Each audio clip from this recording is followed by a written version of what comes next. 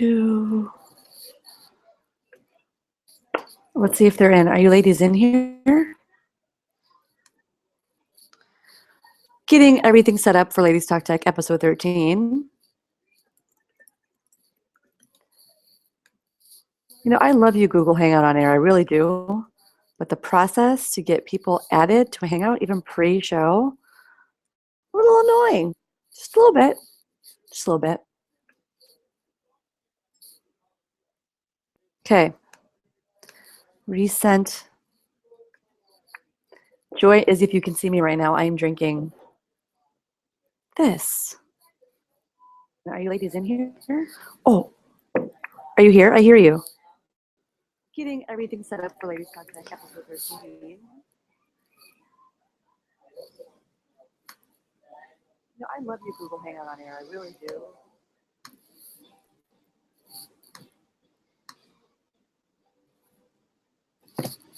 And we're waiting for Joy and Izzy with awesome.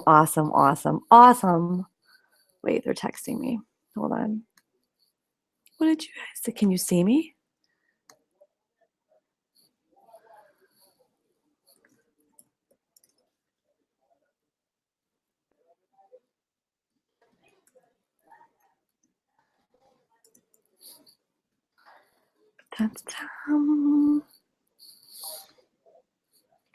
Please stand by. Thanks. Getting set up with tech podcasts is so much fun.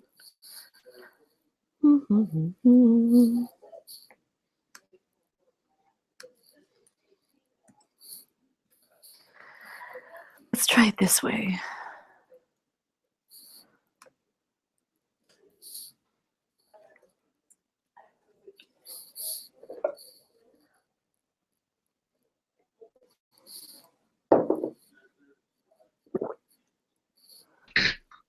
Wait, I heard something.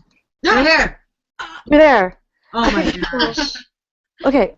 It's happening. Sorry. So this this happens last time. So you didn't see the emails from Google that came through or no? Nothing. Okay, so it said like, who do you want to invite? And then there's like a box that pops up and says, type in the email address. So I type in like over and over again, Joy, thinking that something emails you to get it. But anyway, what are you drinking? A Spanish cava. Hi, I'm so jealous. So if you're watching, if not, you're most likely going to watch this post-edit anyway. I'm Bill Gates. This is episode 13, Ladies Talk Tech, and I'm wearing a scarf. I know. Why am I wearing a scarf? Because but I washed it. So no. You're so the guy from Apple Live who was talking about an hour ago because I know him. He's my friend. I know that guy. I was like, he's wearing a scarf because I always wear a scarf. That's what he does. He's from. I washed all the kids, and I washed all of our winter stuff, like a big load of mittens and hats and stuff. I'm like, oh, my old Gap scarf that makes me feel so safe. So I just finished with my Le Creuset coffee cup, and now I'm drinking a white wine from South Africa. But anyway, that's me. Let's talk about who's joining Ladies Talk Tech tonight. Izzy Nice and Joy Podgorny are coming out to you from Salt Lake City, Utah, and they're my coworkers, and they're awesome. Hi. Hi. Salt Lake City. I feel like you have to say it that way. I feel like Trey Parker and Matt Stone made it so that you can only say it that way. I understand that I saw Book of Mormon, and I understand that that's how people say it in Book of Mormon. I vaguely remember that part. It's all I hear. So I flew out on Thursday from San Francisco, and all I could hear in my head was Salt Lake City. That's all I can think of when I hear that. Do they still live in Salt Lake City? No. They're Colorado kids. Yeah, so the reason why Salt Lake City is Mormon Mecca, and in Littleton, I think they were in the Littleton area, but they were in the Denver suburb, Colorado kind of area, and there's a lot of Mormon influence there, just like there's a lot of Mormon influence around the Utah adjacent states, and so they were very impacted by Mormon culture. And I keep looking at my face. Sorry, I'm gonna look up there. They were very. I'm tweeting our link. They were very influenced by Mormon culture, and as such, they've done a couple interesting episodes on South Park about it. But then they wrote Book of Mormon, which is amazing if you haven't seen it. I wanted to see it. Blue. I'm an idiot for not seeing it. It's super blue, though. I mean, I write filterless for a living, and I've seen, and Izzy and I say that we know the darkness so that we can keep the children in the light. We know the shadows to keep the kids in the light. Yeah. So we know some really crazy stuff, and I was a little bit like, oh, taken aback. Well, then that's said. The two people I've seen it with are my boss, Amy Pritchard, hello, and my mother.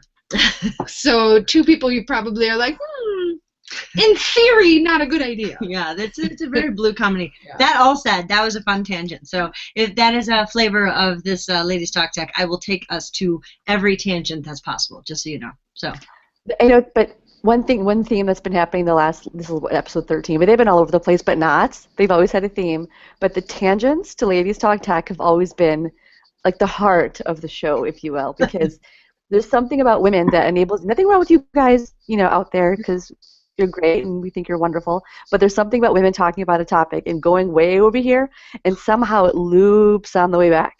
So there was a story I was going to tell you both, and when you were both talking about something that reminded me of you, and now I forgot it, and geez.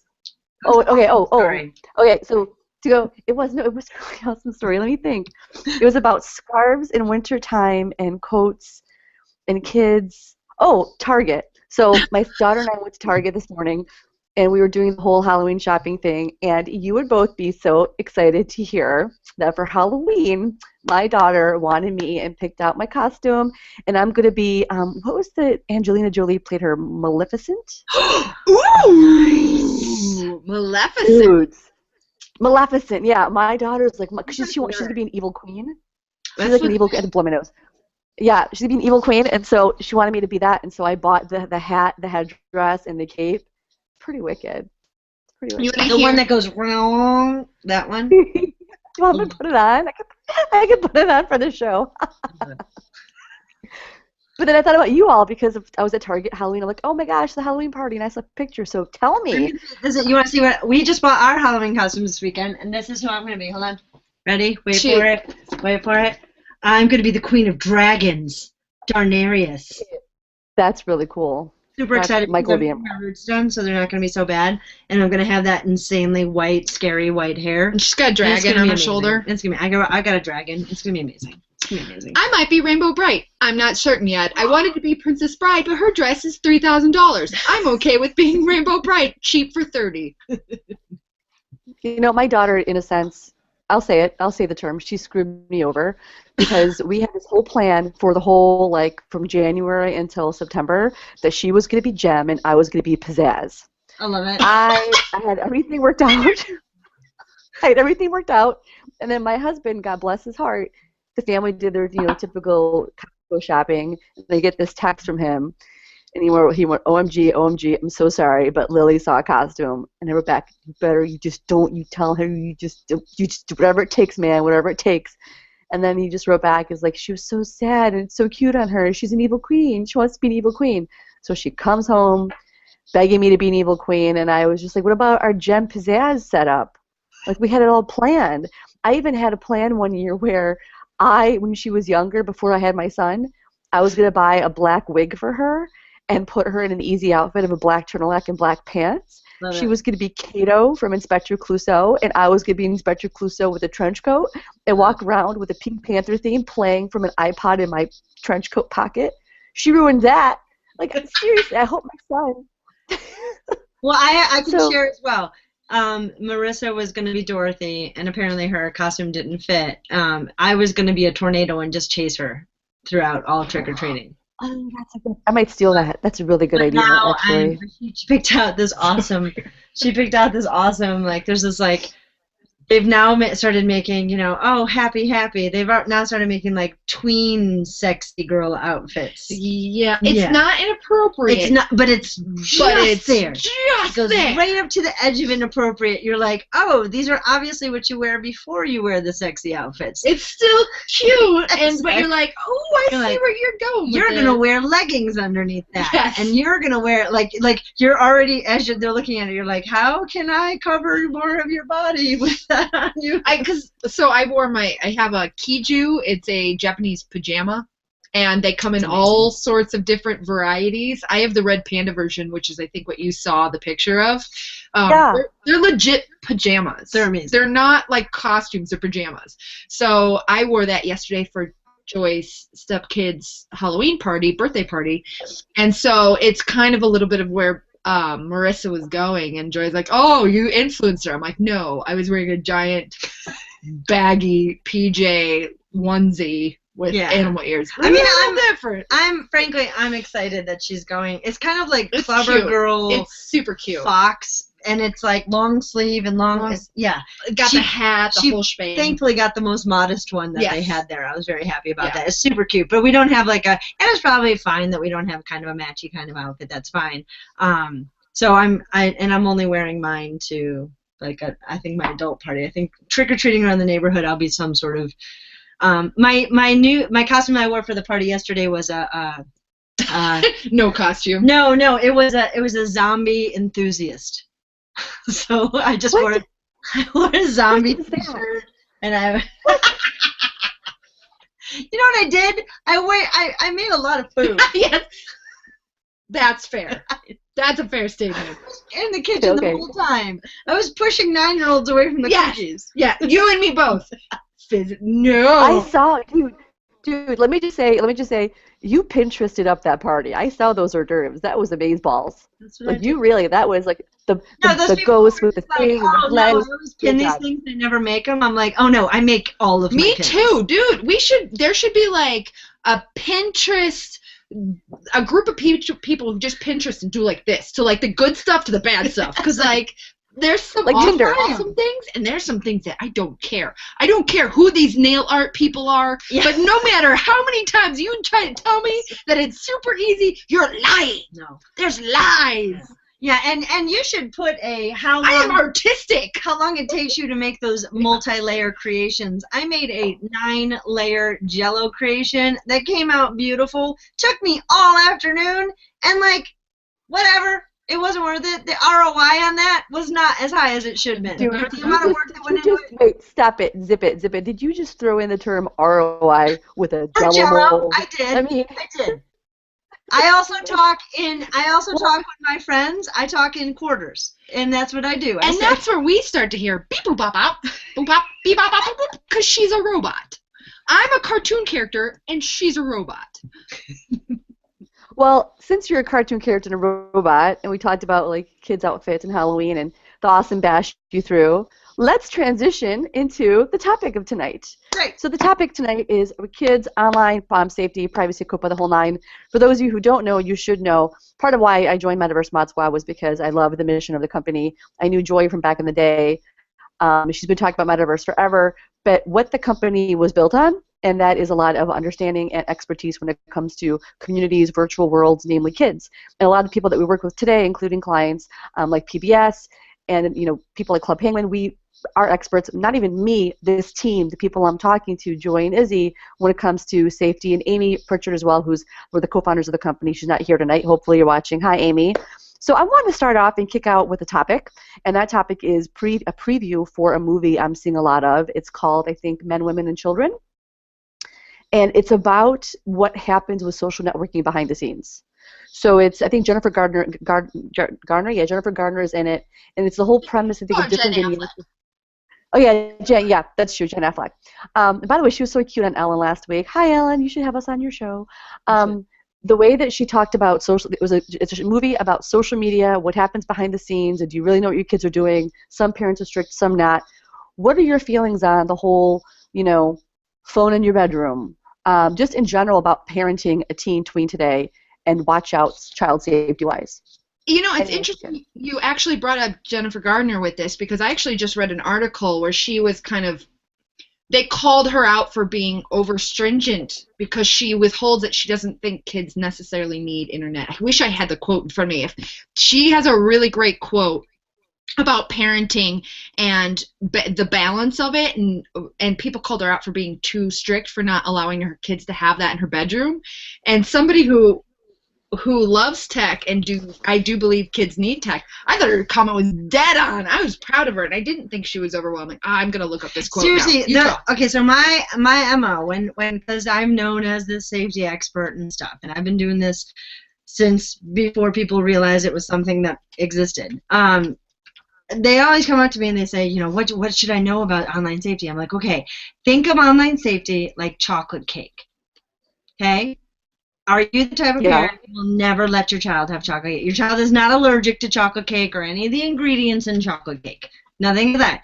Are you the kind of parent who's like, you are not ever allowed to touch chocolate cake? Okay? Okay, well, think about what you need to do in order to enforce that. You need to make sure that you go with them to every place or call ahead of every place they ever go to by themselves to make sure that they're not eating chocolate cake. Or you can be a more moderate parent who is, or you can be the other side of the spectrum who's just like, I let my kid do whatever they want because I want them to be happy. And their happiness is the only thing that matters in the whole world. So they can eat chocolate cake whenever they want to. Well, they're children, and they're going to eat chocolate cake all the time. And they will eat it all the time, and they'll get sick, and their teeth will get cavities, and they'll be malnutrition. So you want to be somewhere in the middle of those two people. And where you are in the middle depends on who you are as a family. Sometimes you're going to be the family who indulges in some dessert a little bit more than often, but you make sure that they're having their broccoli, you make sure that they're having their protein, you make sure that they're getting all their vitamins that they need to have. Or maybe you're the kind of family who would prefer to make sure that chocolate cake is a special thing, that you don't have that often. But when you do have it, it's valued, and you understand what you know, like that this is a special thing and not everybody gets to have it, and you're just got to decide what kind of family you are. Now, if you're the kind of family who does, like I think Madonna, to talk about celebrities, said that she never lets her kids watch TV. I think that's a little asinine. She never lets her kids. Rocco has a really interesting Instagram account, and like, so he's super active in parkour, and he's almost famous for it now. I know a ridiculous amount of information about tweens. It's part of my specialty anyway. I'm just going to throw out celebrities at you and find out what you know. So Rocco. What is parkour? You don't know parkour? Parkour is when you're like super athletic and you can jump from building to building and do like that's what it's called. It's like the continuous thing, like boom, boom, boom, boom, flip over. Yeah. It's like urban human. It's like urban human mountain goats. Is what it is. But it's called, that's what it's called though. I've seen the videos, but yeah, my roommate is a parkour guy. It's PARKOUR. Yes. So he's super. That's what it's called. Okay. Yeah, Rocco's young. He's got his Instagram account. A lot of it is about parkour and stuff, just fitness and youth. But he recently put a video of ISIS, of people shooting children and women as kind of an impact thing, right? And so because of his age and because of the nature of the sensitivity of the content, you know, the kind of powers that be in the pop culture world kind of descended upon him, and there was a lot of kickback. And Madonna came back and said, you know what? I'm proud of him. She wrote this. Like, there's this whole quote, and she supported him on Instagram saying, you know, this is great. I'm glad my son knows about what's going on in the world. It's so easy to fall into how difficult it is to live in the United States. Imagine how horrible it is to live in other places. I am, of course, paraphrasing quite terribly, so I apologize, but that's the general gist of what it was.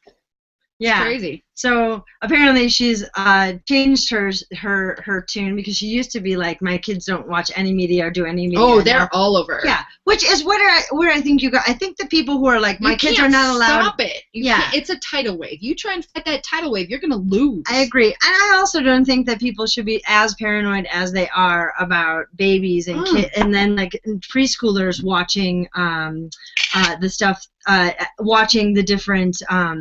Kind of like using their tablets or watching cartoons and that sort of thing. You see the people who are paranoid that their kids watch 10 minutes of a TV show and then think that they're a bad mom. But I'm like, you know, sometimes a mom needs to go to the bathroom. So you put your kid in a bouncy chair and let them watch TV for 15 minutes. It's not going to kill them. But if you let your kid in the bouncy chair sit there for 3 hours, yeah, you got a problem. It's a moderation issue, and you got to fall within the spectrum and like just think of it that way. So here I found the Jennifer Garner quote, right? Okay. So she was called out for being too strict about this philosophy.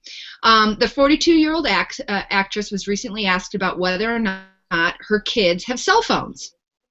And her quote is, "Not for a long time. They don't need it until I really feel the need, but that's not where I'm strict. I'm not there yet. I know I'm a long way from feeling that like it's something that we need in our lives." And so they asked about the computer. What's the deal with the kids in the computer? And she said, "I do not let my kids on my computer without me right there. You have to be on top of it because it would take so little for them to see something that could be an image that sticks in their head until they don't want to see it." That is so. Yeah. It is so true. But also, how old are her kids? Oh, they're young. They're like Yeah. 6. Why wouldn't The oldest is 8. The oldest is 8. Yeah. Yeah. Why wouldn't you? Don't. I mean, like, and your kids are, unless you sit there, like, there's a couple games. I used to work on National Geographic Animal Jam, and I would get the kids set up, make sure that they were good, and then I could go into the other room if they're 6, 7, 8, because I know what's happening in there, and I know that they're in a controlled environment, and it's going to be fine.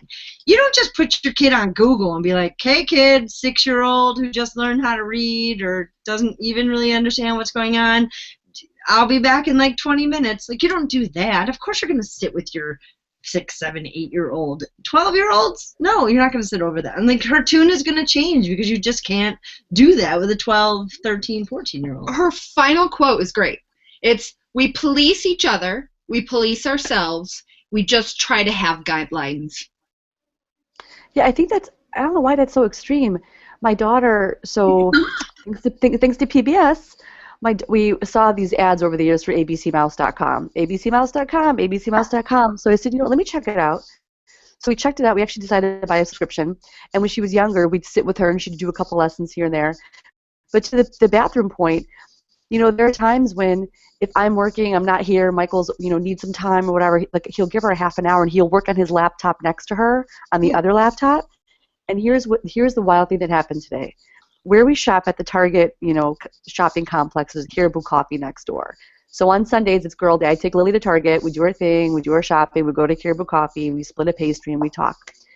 And having this awesome, I did a podcast last week about the Moto 360. It's amazing. I'm wearable but tech. It's amazing. I'm telling you, ladies, if you have a wearable tech piece, my phone was in my purse. I never even thought to have the phone out. Because if I got a notification, I would do one of these, like, whatever. But she started talking. And she's like, "Mama, I have to tell you the story about," do you want to see my husband? He's right here, just walked by. Michael, say hi. Just say hi. It's Joy and Izzy. They can't hear you. Hi. You have to come over here, behind me. Okay, hi, bye. Here's Michael. He's, hi, bye. She said, "I have to tell you the story about," I'm like, okay, whatever, Low Riding Hood. She basically reiterated the entire story that she heard and read on abcmouse.com, like with quotes. "Well, Mama, she went in the wolf." And I go, "What happened, Dan?" "Well, there were wood choppers working outside. They saw everything that happened." Like, she knew the whole thing. I'm like, okay, that was cool. "Do you want to hear about Goldilocks and the Goldilocks and the Three Bears?" I'm like, all right. The next thing I know, she told me she broke down the story, like not just what happened. It was, she left her mom to go to the store. She decided to go through the woods. She saw a house. She went from the house to the porch to the chairs to the beds, the 3 of every kind, and then she went into the end. And guess what? Like, what, Lily? The bears never saw a little girl before, and they ate her up. I went, oh. Then she goes, "I'm just kidding, Mama. What really happened was this." She went on, and I'm just like, "You're 4." But ABC Mouse, like, she retained all that information. And what's crazy is I could hear, it's a coffee shop, so some people in our periphery, because she's kind of loud, I was like, "Shh, quiet," but whatever. She's 4. People overheard her talking, and a couple came over to me and said, "Is she, like, practicing to audition for something?" Like, no, this is what she does. Like, this is what she does. This is what she does. Well, also look at her mama. Her mama's a little bit emotive. A little bit. A little motive. And I'm trying to, why is it now that I have the camera angles, before when we first started talking, the camera was automatic, and now it's not? It's going back and Keep forth talking. between us? It's supposed to, yeah. Whenever someone's talking, that's where the camera goes. And I am trying to figure out why. Okay, anyway, I don't know. that's So that. we did actually, we did a fun kind of a storytelling project, not project, like conversation the other night. Just Izzy and I. Real quick, back to the thing, and that's because of abcmouse.com. Like, Yeah. it was an app.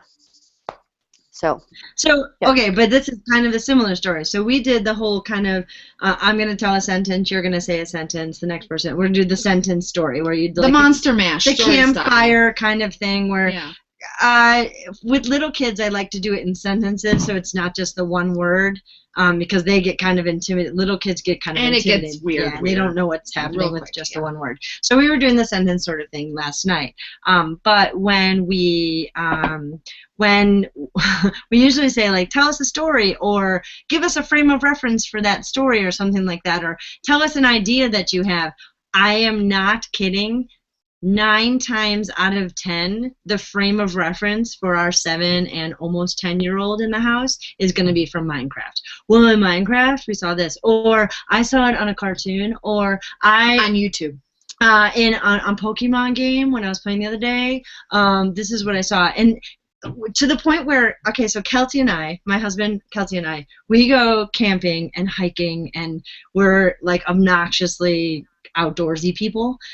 For as techie as I am constantly outside playing outside. We're skiing and hiking and always outside.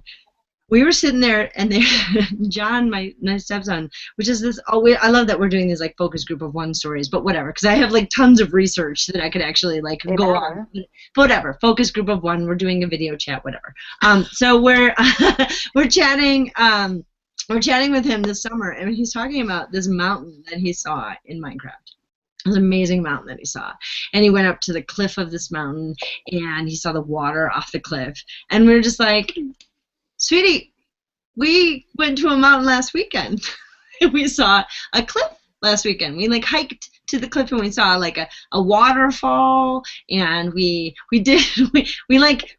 saw that in real We life. were in real Minecraft. We did not see it actually in a pixelated form. We actually like went to a place and we did it last week. It wasn't even like it was like this distant dream inside of your head. But it's just fascinating to me as this tech person who I'm an evangelist of tech for children. That's what I do. I think that you can do it in a good way. It is fascinating to me that is like exactly where the brain goes to. It's because of the difference between reality and living it and the idea of magic. Mm-hmm. And so, like, it's no different than when we were kids, and the idea of Disney World was so magical, monumental, and this epic adventure and journey. And then when you're there, it's much more tangible and like broken down, and so it's not. I mean, when you think of summer camp, you think of summer camp and you're like, summer camp is like living inside of a television show. And then you're in it and you're like, oh my God, it smells and there's flies. And if I get bit by another mosquito, I'm going to lose it. Like, it's the difference between the idea of magic and living it inside this fictional realm, and that's what digital media does for kids, is it builds the magical fictional realm, and actually experiencing it in real time, where it takes, I think, your cognitive abilities don't pick up the appreciation of what you're seeing until you're like 17, 18, and you don't really, like, that's basically when you start to appreciate what you're physically looking at as opposed to what's existing in your responsibility. It has to do with responsibility and that, So do you think that's changed? Do you think, in the way that evolution has changed the way that we have different body parts and whatever it may be, and taller, shorter, certain, over the years, certain organs we have kind of go away, like we don't really need them. Are we possibly saying it's a stretch? Neil deGrasse Tyson, don't get on me. I'm not talking about that. This isn't about evolution and science and whatever. However, I do. I mean, my heart. God, if I could be. Oh my God, Neil deGrasse Tyson, you're just a rock star. But then, what's happening? Is it digital media and tech is great and all this magic and whatnot behind the scenes? But should we be alarmed or concerned that you all went to this beautiful mountainous place with a cliff and whatnot, and maybe they did appreciate being with family and what have you? But the fact that it didn't click until this other medium registered in their brain, do we think we're all kind of the same similar age, being, you know, the cusp of Gen X and Y. Has that changed? Like when I was it's context. I think context. I think it's context, and it's repetition and reiteration of concepts. So Gem, we were talking about Gem earlier. Gem had every episode and every cartoon that we ever watched had some sort of heavy-handed like value or kind of lesson that they were teaching. Do you remember the lessons and the values that they were teaching in any of those episodes? No. Yeah. Do you remember? Wait. I do remember one thing. I do remember the vignettes during G.I. Joe, the safety vignettes. Yeah. That's where I learned how to tread water.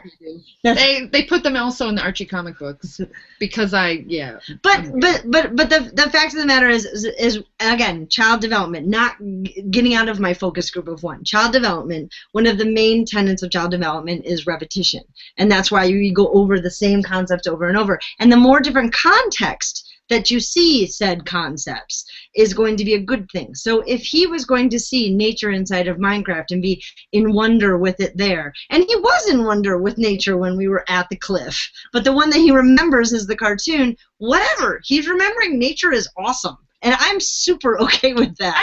And if later on, 10 years, 5 years from now, he has this conglomerate of kind of emotional kind of connections of what he has, some of them are virtual, some of them are actual, I'm fine. If the end goal is that everything about nature is awesome, or I have these awesome memories of nature, then great. Get it however you want to. If the only exposure that you allow your kids to have is Minecraft, that's the problem. Or Call of Duty, or like if you're not watching the consumption of the media intake of your children, and it's paralleling and it's not comprehensive, and it's not this cohesive kind of spectrum. This is my favorite word lately. I love saying the word spectrum. I use it for everything now. But like seriously, if you don't have a spectrum of things that you're exposing to your child, both virtually and in the offline world, then you're going to have a problem. If the only thing that they understand is Call of Duty and shooting people, that's a bad thing. But if they also understand a conversation that you have at a shooting range or hunting, where you're like talking to them about gun safety and why it's important to have like some like respect for these weapons that you're using, then that's going to be good. But if the only exposure that they've ever had, or the only conversation that they've ever had, is in Call of Duty with the Call of Duty instructions and not with any of the role models in their life, then you're coming up with a problem. So there's two things.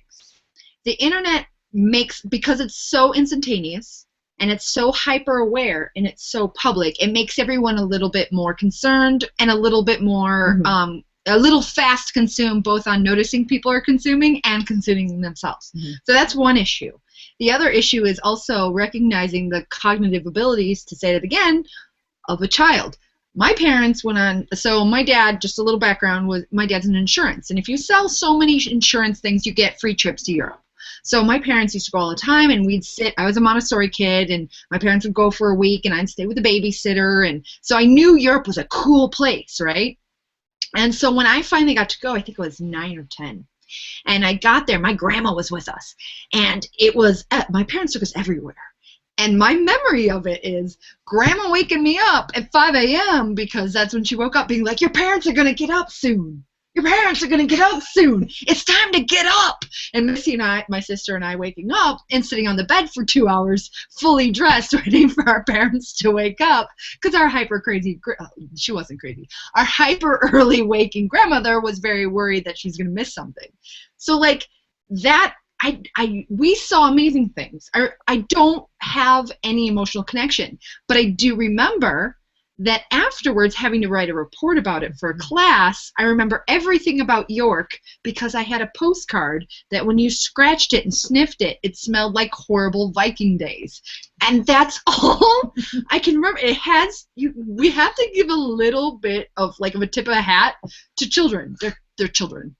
They're going to remember the really extreme things. And a lot of the apps today, a lot of the apps and the websites and everything are made, well, not a lot, all of the apps and websites that are made for children are made by adults. And they forget that you're not going to, as an adult, you could, not all adults, but many adults could take a 1 or 2 hour class and walk out with notes and be like, I feel like I learned something from that. That was fantastic. I'm super glad that I enriched myself this afternoon by going and taking this class. That is not the way that children's brains work. Children's brains work are like, that kid took my protractor. Yeah, exactly. I smell ice cream in that. These markers smell good. Exactly.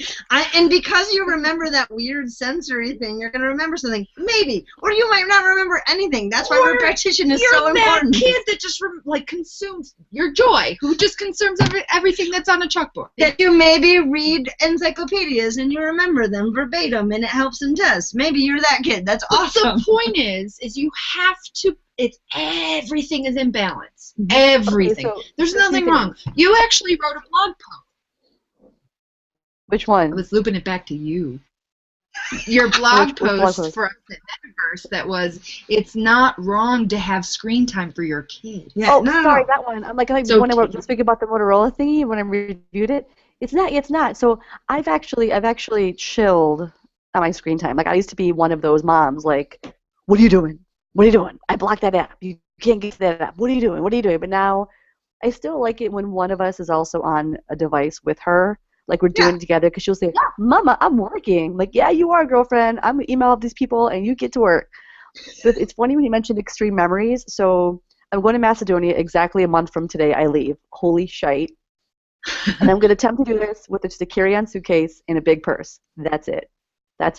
Because I'm going from here to Chicago to Istanbul and then Macedonia, I'm not taking a chance on anything. I love you, Turkey, who knows, but I'm just saying I want my luggage with me. Anyway, I say this because back in the day, people of my people, you spend summers in Macedonia. So I used to go to Macedonia. I only went twice. The last time I went was in 1984. But I went when I was 4 and 8.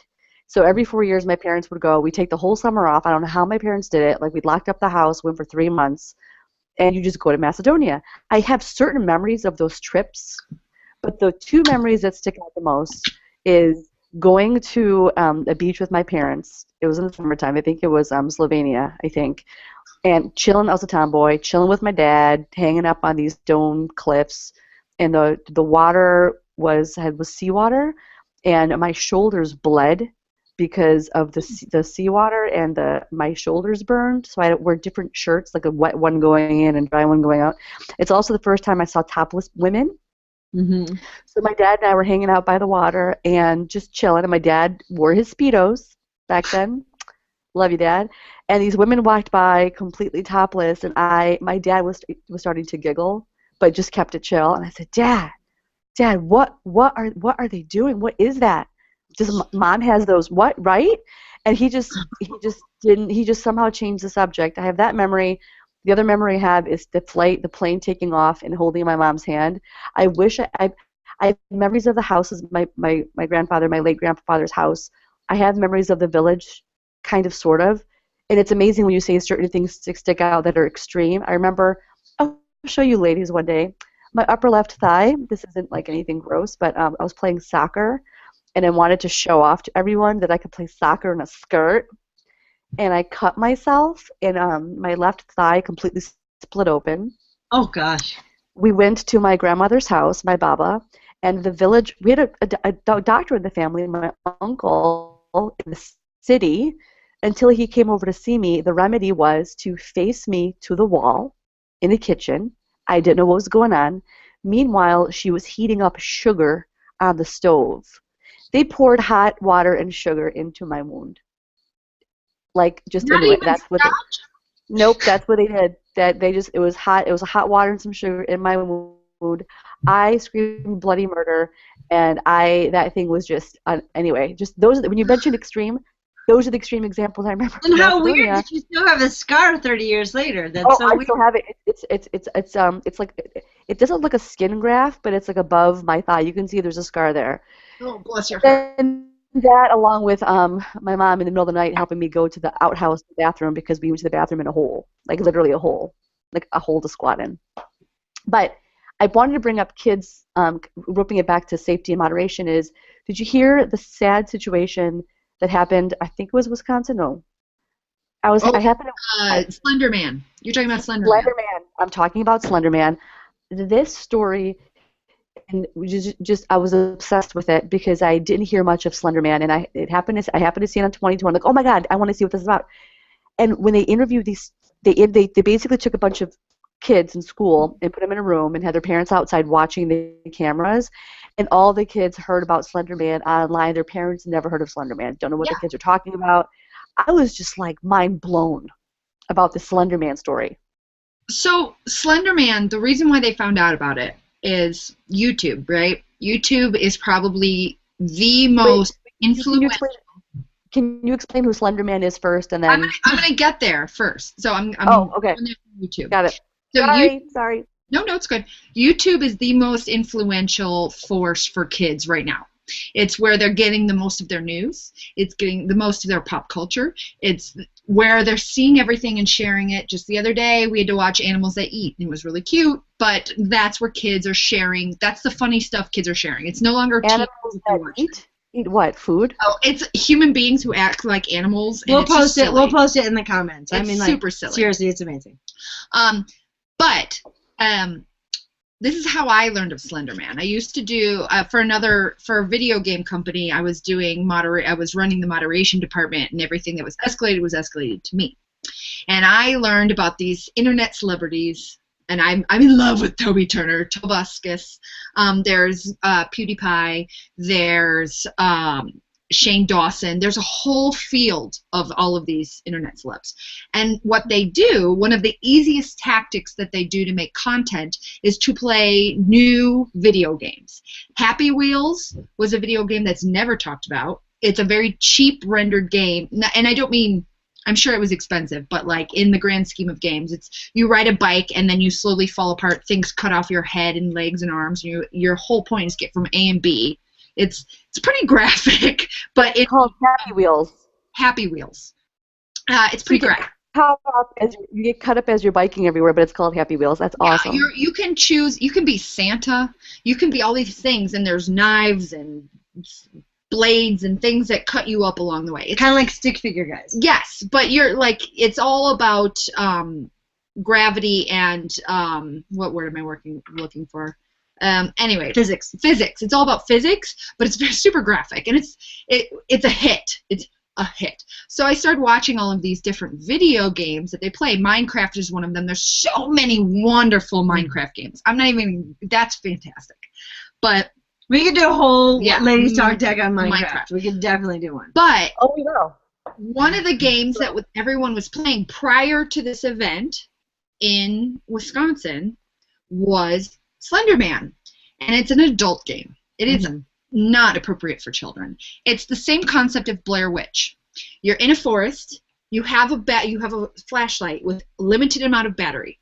Your goal is to walk around, I think, find 7 or 9 pieces of paper that give you directions.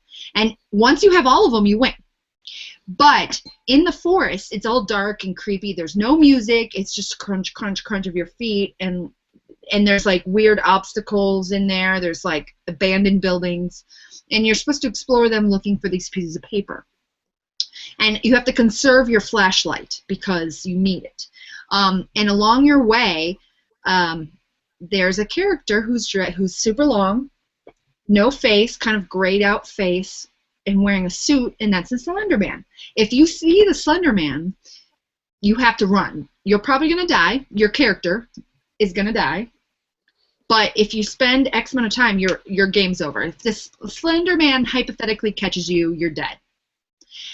It's spooky. It's that Blair Witch kind of like just keep going kind of fear. And is the game like a downloadable app game? Like in what format is the game proper? I think it's in it's like in several. It's a flat. It is, but it's a computer. It's actually like a PC game. It's also on console, but it's not the same kind of flash game as Happy Wheels.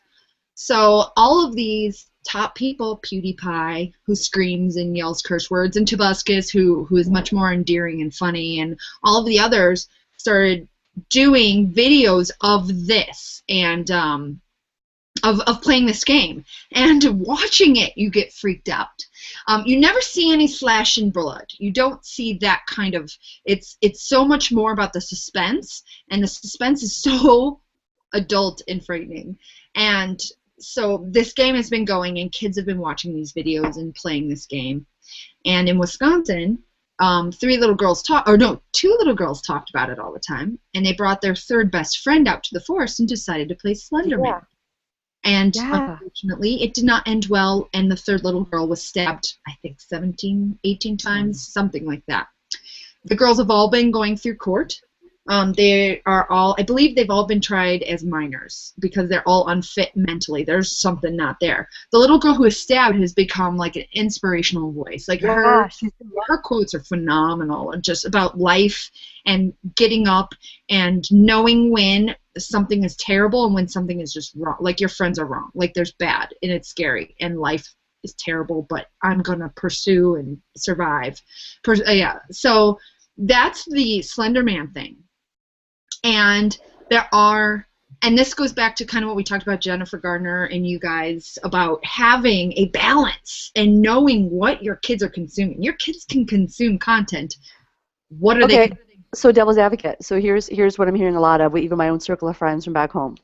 Look, I'm working, he's working, or one of us is working, one of us has enough to deal with doctor's appointments, play dates, scheduling whatever. I don't have time. Like, I don't even know what I don't know. Like, I don't even know how to keep track. Like, I think I'm well. Like, I think I've got a passcode for her account.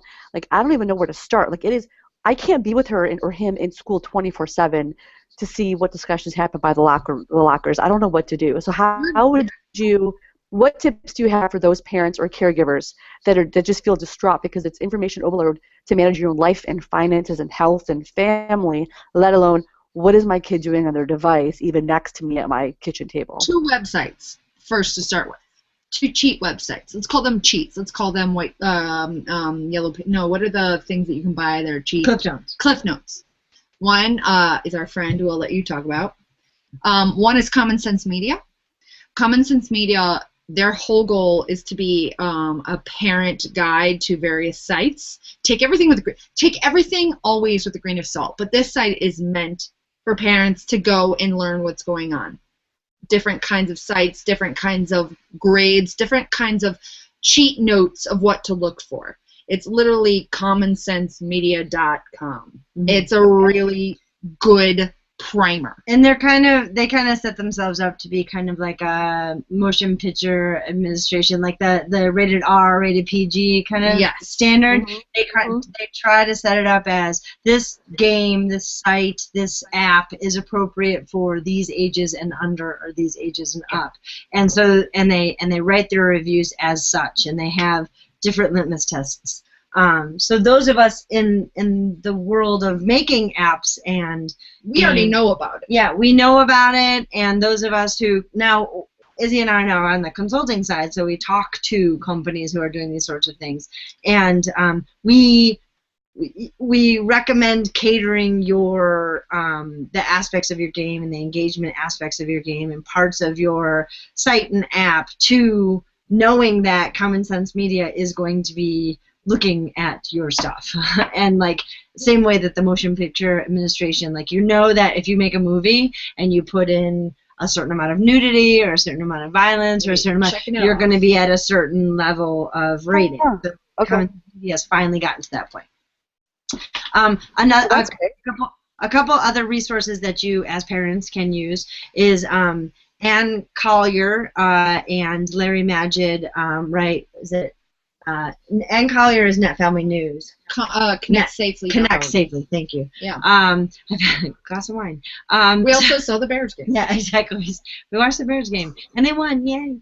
But they are really great resources. They're journalists. Straight up online safety resources and like talk about what's happening, but from a really journalistic, getting to the core, not trying to drive an agenda, and non-sensationalistic. And one of the pieces that really upsets those of us who do this for a living and who have like the users and the families and the kids and the parents at heart, one of the parts that really frustrates us is that you'll have some, you know, what is Fundamental. the Holly Golightly who's just like, yay, I'm going to make this story and I'm going to do this Predator kind of watch, or I'm going to do that sort of thing. Fearmonger, sell the paper. The great thing about Ann Collier and Larry Magid and a lot of the writers like that is that they've been covering this stuff for 15 plus years. And so they have the context and the longevity, and they have the longitudinal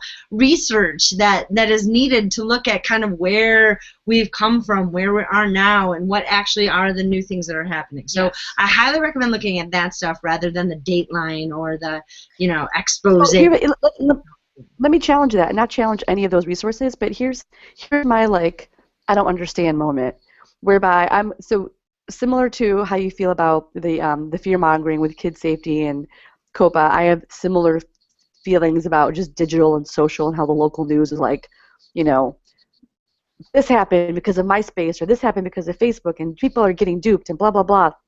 Why have those two journalists that you mentioned, are they doing road shows? Like, are they behind the scenes? Do they get on Bill Maher and Dateline and Joe and Joe? Yeah. Yes, they do. So Okay. Larry writes for the New York Times, I believe. He writes for a whole bunch. He writes for WAPO, Yeah. for Washington Post. He writes for a lot of the top. He writes, I think, for all of the top newspapers. They're more on the in the journalism world. They'd be more on the academic side and like furthering the cause from the theoretical, like higher level. Ann Collier is. At any given moment, she's in Istanbul or Djibouti or she's in the speaks UN on the and conference she's track. she's phenomenal. She's doing global work to further the cause of digital citizenship and online safety, as opposed to just talking to local newscasters. I think you're identifying a hole. So there's a hole and we've tried to fill it to a certain Opportunity, journalists. So there's a hole here, and the hole is, and I think I've kind of ranted about this most recently, because you have the journalistic side of things, and that's what we just talked about, like Ann and Larry, who are really holistically looking at things and analyzing it based on a tenure of knowledge. Then you have the parent spectrum that's trying so hard to articulate what different things are, like connectsafely.org, and they are really trying to work with all of the top platforms, but they're not necessarily, they're building almost an encyclopedia of knowledge base and not necessarily going out and seeking parents. They're building a destination, not a program. And then you have COPPA, which you've referenced a few times. It's Children's Online Privacy Protection Act. And it's basically the only thing that the United States has in place to provide a certain level of safety. And I'm only privacy. And I'm only referencing it because there are people in the industry who are trying to use COPPA as a Stretch Armstrong shield to move from the privacy data area into the child behavior inappropriate spectrum. It is not the same thing. There is no law. There is nothing on earth, or nothing in the United States, let me put it that way, nothing in the United States in place that says that a child cannot be introduced to inappropriate content. Once upon a time, they tried with COPPA and DOPA.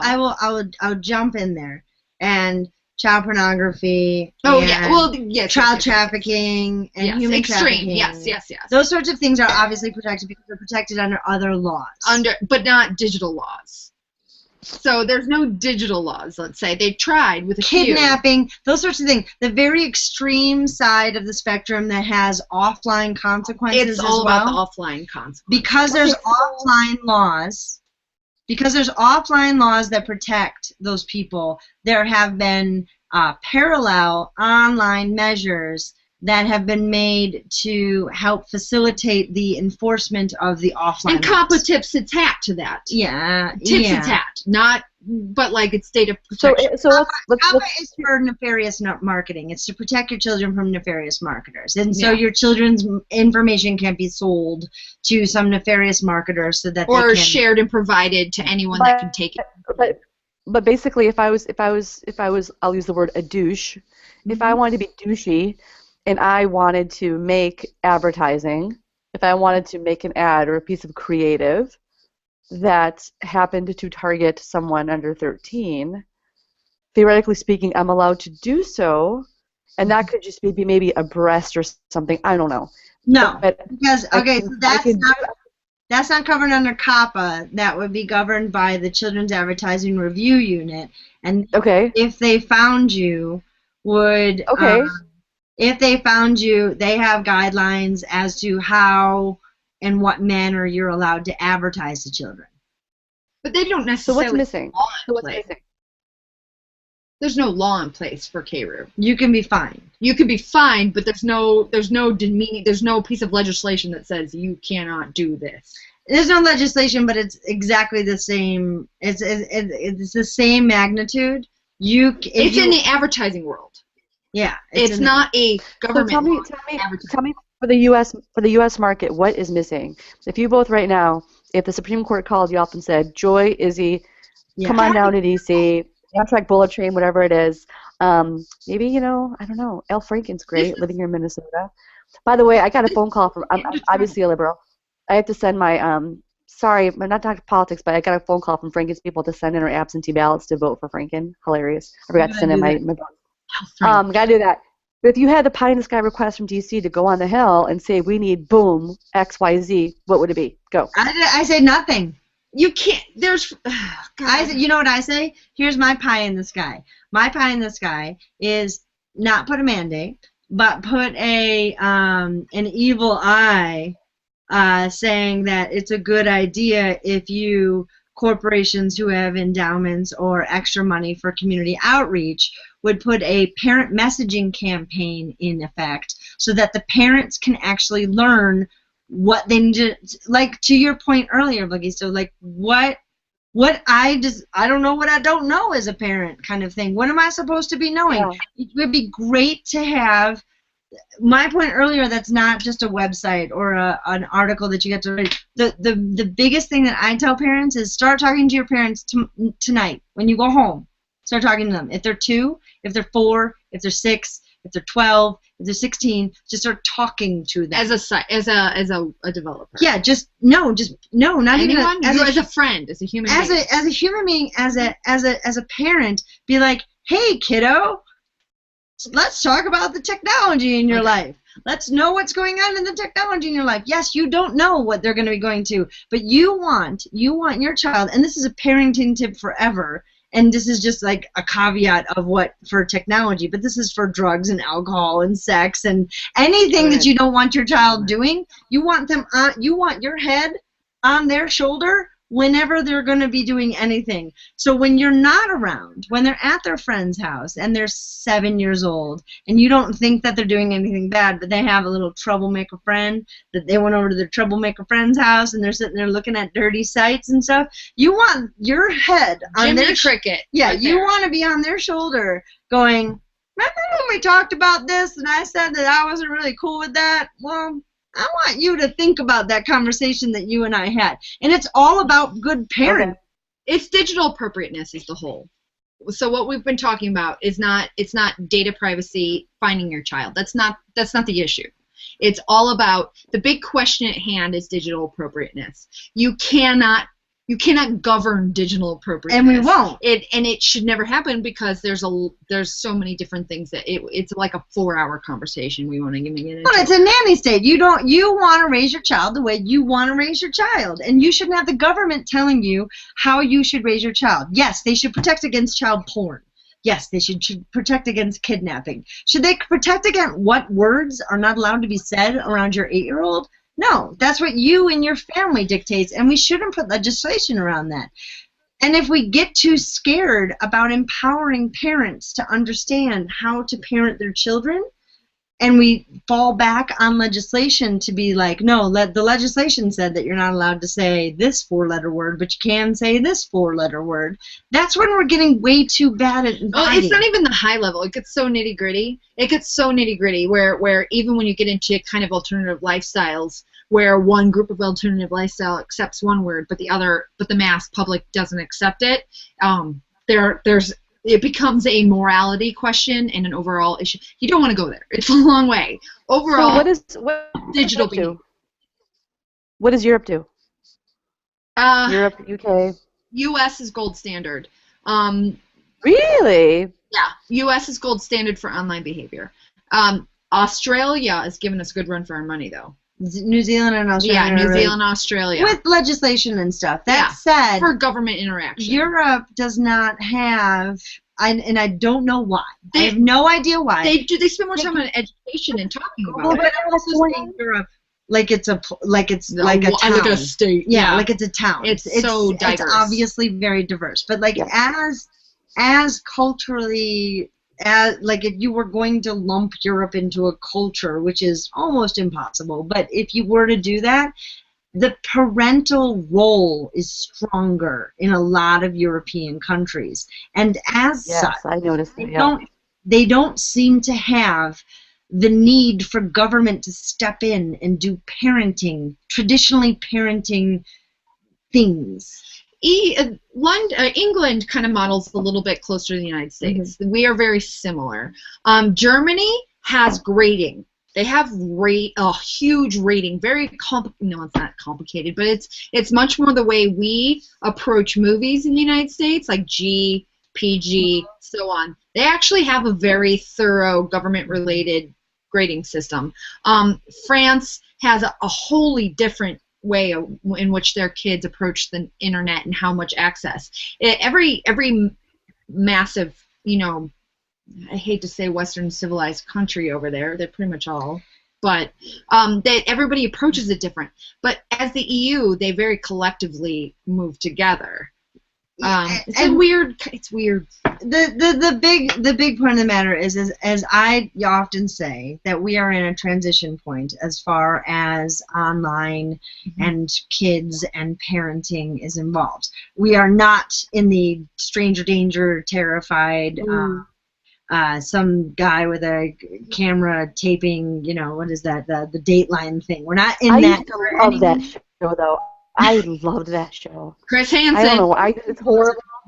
Chris Hansen. I did. I don't know why, but yes, you got caught. To me, because I didn't have kids yet, but I was like another, bad person with those tendencies, like off the street. That's how I saw it. But yeah, I kind of got sensationalist. The fact of the matter is that the statistics show that obviously there are a amount of people who are strangers, who are dangerous people, but for the most part, kids who are getting hurt by people that they know, and so that's where the parenting comes in.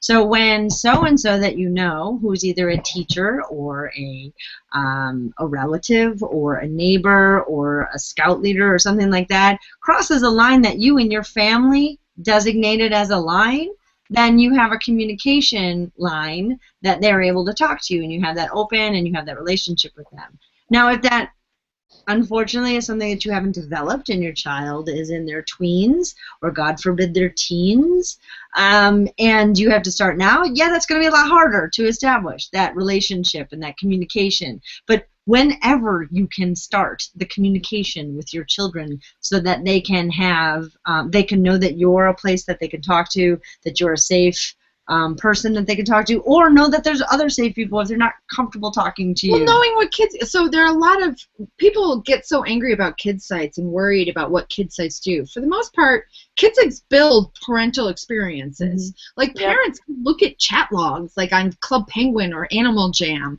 Parents have an opportunity with kids sites to engage in the kid process. Also, you can build that relationship of, hey, you wanna play this game? All right, I'll let you play this game, and I'll buy you a membership if you give me your username and password so that I can help pay for it every month. Like, there's ways to do that. The sites, you have to be more cognizant of are the sites that you get your kids excited, and that all comes from conversation as But well also- as monitoring your. But also, your if computer. you're, I mean, the It's not blind, always that easy. the though. blind trust of your 10-year-old. That's fantastic that you have blind trust of your 10-year-old. But studies show that your 10-year-old doesn't have the cognitive brain capacity or the development to be able to handle the trust that you're giving to them. So it's fantastic that you trust them. But you know what? If Susie starts talking to Sally, who Sally has not the best kind of environment and Sally's been exposed to bad things, and Susie's going to trust Sally, and she's going to go and play with the app that maybe she's not supposed to play with when she's over at that house. So you want to make sure that you're not, maybe you think that you have the little Pollyanna at your house, but make sure that you're going over at age-appropriate times and in age-appropriate conversations, but make sure that you're having the conversations with your kids that, Mommy cares, Daddy cares, and we're here, and these are some of the things that I'm talking. Had you been exposed to this site? There's a lot of times that I think that that parents are always like, I'll say, have you seen this site? And they'll be like, oh yeah, and you're like, what? You've been on that app, or you've been on that site, and you played that? Where did that happen? And they're shocked by it. But the kids don't know anything better. There's a movie. Hey, Michael, are you there? Michael? No. There's a movie we watched together. It's a Danish movie, and I believe it won like the equivalent of the Oscars in Denmark. And it's a famous actor, and the movie is about this guy who worked at a child care facility as like a volunteer teacher. He's a father, and his best friend's daughter went to that school. And so his best friend's daughter, he knows the family well. He'd go over there and eat the wife's pies and whatever. And through, I'll just give it away because even if you know the premise, you should still watch it. Through some miscommunication, the best friend's 5-year-old or 4-year-old little girl had a crush on this man, her teacher, and they were in school one day, and she made him a heart, and he had said, I think you made me something. I think you need to show that to your mommy. And she tried to kiss him, like freaked out, like he pushed her away, like, no, we don't do that. We don't do that. She got angry with him, and what snowballed in this movie, which was so amazing, the acting in this movie, and so powerful, was how honest and true it was in that this girl was mad at the guy, the family friend and teacher, for not liking her back, and a day or two before that, her teenage brother had his friends over the house, and to mess with the little kid's sister, showed her porn on their laptop, and they made a comment like, look at it, and something about a penis from the laptop, and she was 5. And so when the matriarch, not matriarch, but the den mother of the preschool, like the head of the preschool, asked her what's wrong, she was mad at so-and-so, the teacher, and the woman's like, well, why? The girl, what came up in her mind is, I'm mad at him, and the teacher, the head mistress of the place, kind of was leading the child a bit with what happened, and it kind of came out, well, did you see something? And the little girl repeated what the teenage brother's friend told her about the porn on the computer. And what has erupted in this movie is this emotional, amazing story about how a town completely turns on this man, thinking he's a sexual predator of the school based on what this little girl had interviewed and told. And what's even more sad is the headmistress of the school brought in her police friend for a casual interview to interview this girl. And Michael and I just watched this, just astounded with how easy it was for the cop to gently talk to the girl, not freak her out and be strong, but led her into a story just to have her tell the story and be done with the discussion. I was just, oh my God, like, this could really happen to somebody.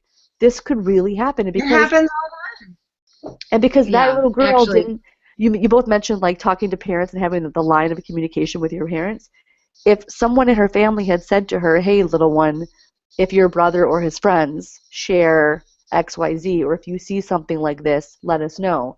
That didn't happen, and everything snowballed. I was just, it was such a. I mean, it's still a really, really good. He's a great actor as well. Great acting. I forgot his name. Michael's a big fan of his. Yeah. So I'll think of the link and the story, the movie, and I'll add it. But really good movie. It actually happens all the time. I won't get into the details of the story, but like my cousin's children were on a bus, and some of the kids on the bus were sharing videos. Yeah. And they were inappropriate, very easy to access porn videos. And the kids were No, but it's always 9 happened. and 7. That's the It thing. always has But- happened, but it's so instantaneous They're now frustrated. for everyone. No, but it wasn't instantaneous for any kid who had a Hustler or a Playboy back in the day and would show someone that. It's like, very 80s. this yeah. has always happened. Yeah. And the Yeah. frustrating thing now is we're acting like this is like, oh my God, Mhm. children are going to be exposed to things, and oh my God. And you're like, That's true. this has always happened, and no one was broken. Maybe a couple people were broken, but if they were broken, there were probably other things that were broken in their lives too. It wasn't the exposure to this moment of like something Maybe happening. it's that it's just much more easier to get to, and what people are afraid of and they Maybe. don't have enough information about is how to deal with it. But people freaked out about it when there was magazines too. Right, but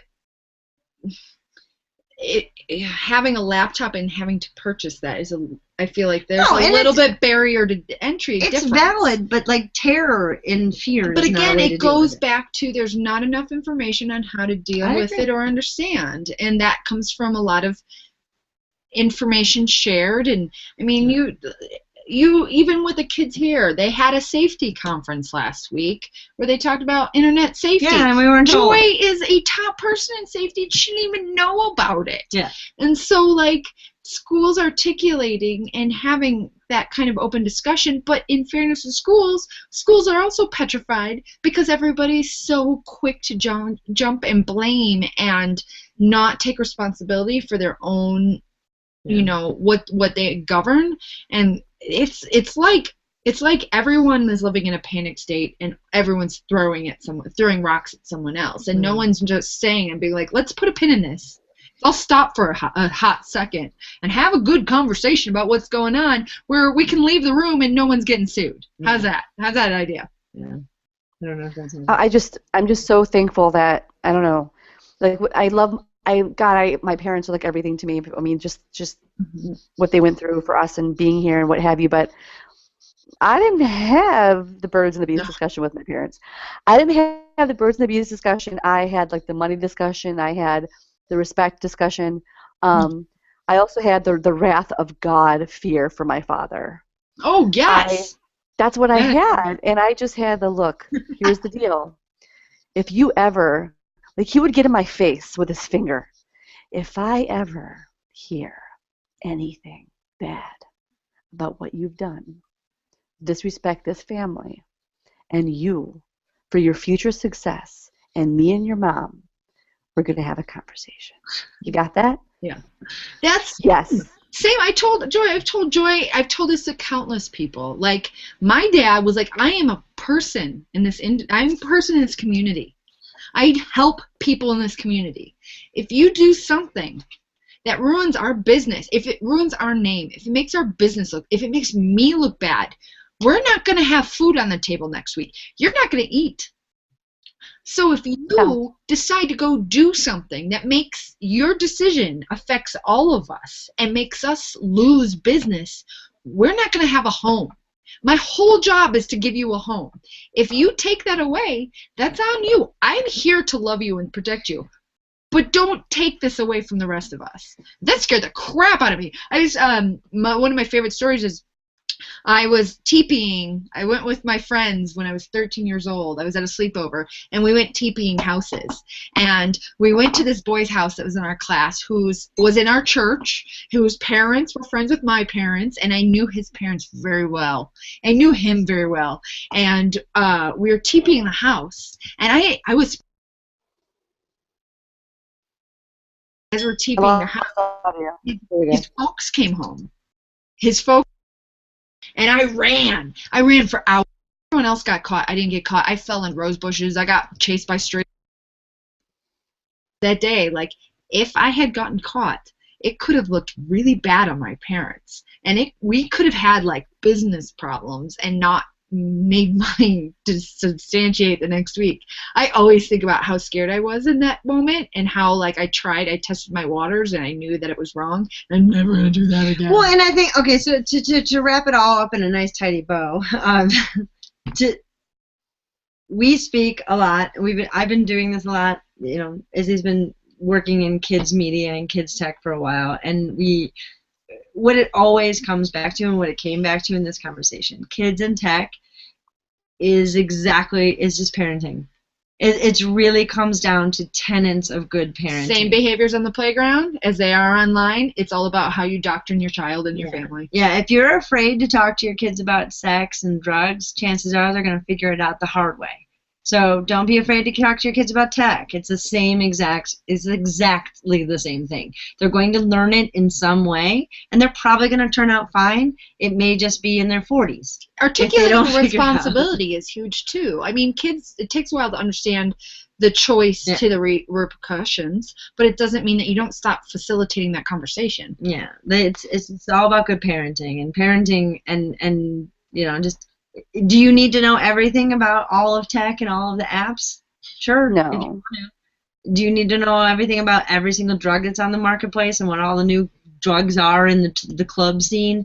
I mean, I guess you could. I mean, if that's your thing. You could just follow Miley Cyrus. If that's your thing. But I mean, like, you don't really need I learned how to twerk. You have to. You have some tenants. Watch her Instagram account. That's all I'm saying. I mean, her accounts. I mean, it's between her and I mean, it's just I do watch Leb's Instagram accounts just to see how they cultivate and just bring content together. But with that, like everyone knows, like typically LTT is an hour long. We started a little late. It's like 9:15, 8:15 Mountain Time. I just want to thank our guests. I'm going to include the links to what we talked about. I'm probably like in the next few days to the. I need a producer. But if I wrote a bunch of them down, so I'll help you. Bring on the question too. Have people ask, like, if any of you, the people who watch, make sure to ask, questions, because you're with us now. And we are also of the internet, so if you would like to know anything. This is the fact that the show is back and like in this state. It's so exciting for me to just have this forum back, and I'm getting more into the links and things posted and what have you. So this is LTT episode 13 on Sunday. We're closing things out. In a nutshell, there you have it. Kids, safety, and tech. What do you do? It really isn't too difficult, but I think that the common theme across all of this is parenting, but quite frankly, to play some hardball, patience and sweat equity, and put the time in. And as a parent, it takes extra time to put that time in. Like today, when I was at that Caribou Coffee across from my 4-year-old, I just looked at her and let her riff and let her talk, and she took her time getting out the words. And I think at times as parents and caregivers, we're so quick to get to the next thing and the play date and whatever else and get dinner prepared. I personally think we don't give kids time to just talk, like, and really get the words out and what's in their mind. And I'm trying to make that difference with my child and just let her talk and let her tell me what she's thinking. So with that, thank you. Episode 13 in the house. Thanks for watching or watching post-fact. You'll see more of us. And thank you to the Metaverse Mod Squad ladies for joining me on this Sunday in my crazy, hilarious scarf. Good to see you all live. I'm sure I'll talk to you all tomorrow because we work together. And that's it. LTT. Peace out. Bye. Bye. I'm trying to stop the hangout. Yes, I'm stopping it. And we're out.